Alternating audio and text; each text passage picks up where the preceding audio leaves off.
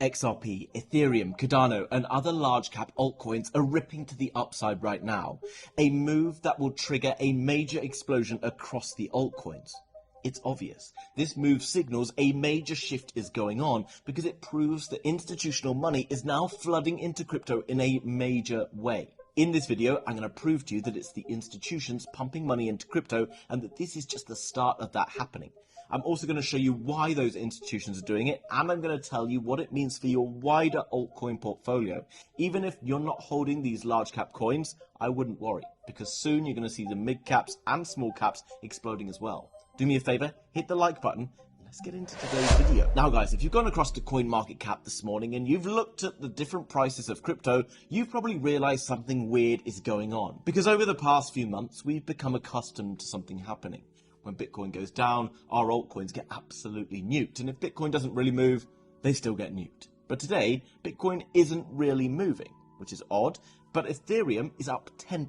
Solana's up 6%. Cardano up 6%. And other large cap altcoins are also pumping pretty hard. So why is this so significant? And what does it really tell us is going on behind the scenes? And why does this tell us that altcoin season has pretty much already arrived? If you hadn't already realized that. Well, because of this. Ethereum's market cap is $419 billion, which is a lot of money. And it's up 10% today, which means $41 billion have to have come into Ethereum today. XRP, $193 billion market cap, is up 10% today, which means $19 billion has been added to XRP's market cap overnight. If you come down the list, $5 billion added to Solana, Cardano probably added around $4 billion. Things are looking pretty good. But where is all this money coming from? Maybe you're thinking, oh, it's okay. Retail investors are flooding back into the space because Bitcoin's pumping and whatever else is going on. And actually, I don't think that's true. And here's why. This is Google Trends. It allows you to see the quantity of people searching for different search terms. And what I've put in here is altcoins to buy. A very typical thing that I get asked down in the comment section over on Twitter when the markets start to look a little bit hotter. And as you can see, this search term peaks around certain points in the market over the past 5 years. This was back on the 9th of May 2021. This here was the 7th to the 13th of November 2021. And as you can see, 9th of May came in pretty much around this point, okay, around the top of when Bitcoin had been chopping around going sideways, and in fact the altcoins had been running strongly while Bitcoin had been chopping around. The next one was the 7th of November, or around the 7th of November, and you can see that this was pretty much the top or the final top of the Bitcoin bull market because it had that double top. So effectively you had an altcoin season at the start, then like a major blow off top altcoin season at the end. This is where retail is always at their absolute maximum because remember, this is the way the market works. Smart money, institutions and everyone else load up here, they then pump liquidity into the market to push it and get retail all pumped up and excited. You start to see loads of news stories on CNN and BBC and wherever else, and then kind of retail starts to come in, they start to make money, they tell everyone what good investors they are. They're in the taxi on the way home after a big night out celebrating what legendary investors they are. Tell the taxi driver that he should get into crypto as well. Everyone starts to get into crypto around here, and then guess what? All the smart money who bought in down here starts to rug those people up here, and then the price falls because the people who are coming in can't support the massive sell volume. This then happens again. So whenever we're at the top of the market, search terms are always pretty much at their highs. But right now, as you can see, search terms for altcoins to buy are absolutely terrible. This is pretty much what we saw back at the start of the last altcoin season back in 2020 or the end of 2020 and into 2021. This signals to us that we're still very early and therefore retail aren't in the space. Money is coming in right now, not through retail, but it's coming in through institutions. So why are the institutions suddenly decided to buy? And why is this just the start of altcoin season? Okay, I know people are like, oh, you've said altcoin season so many times before, but guys, this is literally how it works. Okay, it's happened like this time and time again. Clearly, whoever's behind the scenes pressing the buttons has got the green light to push money back in. And there's one thing that I can find that I think has triggered this, and it's this. The US PPI, or inflation, has now fallen to 2.3%, which is lower than expected. This is a major thing that's just happened, and this is why I think institutions are flooding in. Why? Because if inflation is coming in lower than expected, there is a very good chance now that we could see an interest rate coming soon. And this is being priced in by the institutions who are being forced down the risk curve into things like cryptocurrency, into stocks, etc. This is why the stock market's also going up today. So why are they doing it? Why are they being forced down the risk curve? What does it really mean? Well, according to this study from back in May from the Bank of America, they identified that many of the institutions, banks, hedge funds, whatever they are, were all heavily exposed to bonds and treasuries and other things, okay? Low interest rate, but low risk stuff. Now, that was absolutely fine because interest rates were still pretty high and it was a safer place to park their money. But if interest rates are potentially going to come down, they're going to be forced out because the money that they've borrowed to earn those interest rates actually means they're probably going to be taking a loss. Let's say I can borrow money at 4%, but I can make 5%, I can make 1% in the middle. This is pretty much what they've been doing. And if they therefore can't then make a profit on that, they get forced to take that money that they've borrowed and put it into stuff that's a little bit riskier, i.e. into cryptocurrency. And this is what we're seeing right now. So this is like a preemptive move anticipating interest rate cuts. Whether it comes in the next kind of week or two, who knows, okay? But it's eventually going to come in because these inflation numbers show that the market is moving in the right direction. And this will be probably pretty good for the Fed because it's going to take a lot of pressure off him, who's obviously being put under a lot of pressure by Donald Trump and everyone else. And this is, again, why we are moving from Bitcoin season to altcoin season. I showed you the other day, okay? So while Bitcoin's been performing better than altcoins, typically means the whole market's not been performing particularly well, but ultimately we tend to move in this direction. And if you look back to these dates where we started to break into this kind of area here, around the 6th or 7th of November, then you can compare this to crypto charts and you can see something pretty evident is happening.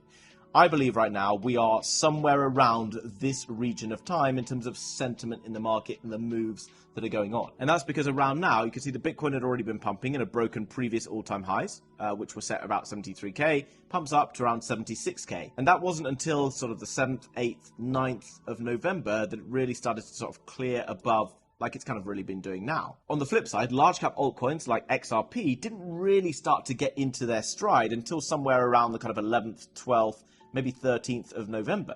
So by then, Bitcoin had already been running for about a week or so before XRP really started to grow legs and then started to rally to the upside. And it wasn't just XRP, it was others like SUI having a big rally through here. We saw Cardano waking up, HBAR, lots of other large cap altcoins. And as you can see, looking at this chart, XRP is just a few percent away from breaking all-time highs. Now, why is this happening? Why are they choosing to invest in these coins over others? I'm not here to offend anyone because I know people are very emotionally involved with XRP and whatever else. But effectively, these are large cap altcoins. These large cap altcoins, one, they come with sort of slightly less volatility and they come with the liquidity that people can enter into them in a big way. But ultimately, these coins are being used to bring retail back into the market. Remember, retail comes back in when they've started to come back into the green on their portfolios, okay? Many people out there are holding XRP that they might have bought up here. Lots of people out there are probably holding like SUI that they bought up here. Other people are probably holding Ethereum that they bought up into this zone as well, and now they're sort of hoping to soon get back into the green. As soon as they get back in the green, do you know what they do? They go and sell their Ethereum bag and then they go down the risk curve and start to buy into all sorts of other stuff as well. These larger cap altcoins are being used to bring money back into the system and retail back into the system. Now, there's obviously other things. I'm not taking away from what XRP is doing. Obviously hoping to replace the SWIFT payment system and bring in a much more cost-efficient global payment mechanism. Ethereum, obviously, now hoping to be the blockchain that kind of everything starts to get built on top of, or institutions start to move across on top of, and all these other bits and pieces, okay? But ultimately, from like a purely investment side, we're seeing a lot of money flooding into these ecosystems right now, and this will just bring retail back in. Now, why does this mean that your wider altcoin portfolio will do well? Well, because of this. Whilst JP Morgan isn't going to be investing in like Fartcoin and whatever else, I don't think, maybe they are, it doesn't matter. Those coins go up anyway. In fact, the wider altcoin market goes up anyway, because ultimately more people in Ethereum, Bitcoin, SUI, XRP and whatever make a lot more money, because Ethereum will eventually break out of this key pattern. As I've said, people will start to get back into profits, and once they get back into profits, they'll be like, well, okay, my Ethereum bag is up like 30% today, but you know, I see this other coin like Pengu doing like 80% today, and this other coin I've never even heard of today is up like 200%.